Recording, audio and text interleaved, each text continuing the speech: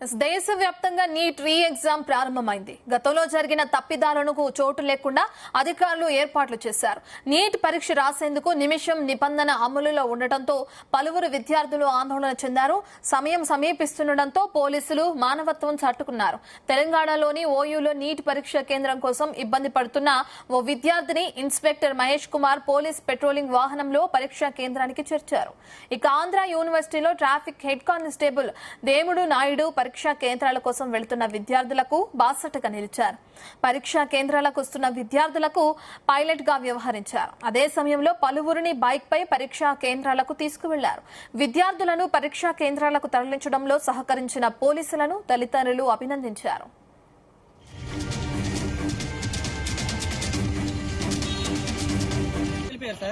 Exam తెలియకపోవడం వల్ల అయితే నేను వేరే నా బండి తీసుకొని పాప ఎక్కడమని అంటే అలగడదామని చెప్పారు. అలగడదామని చెప్పగానే ఫాస్ట్ గా తీసుకుని రావడం అయింది. అయితే ఇన్ టైంలోనే అందుకున్నారు. Thank you sir. Thank you sir.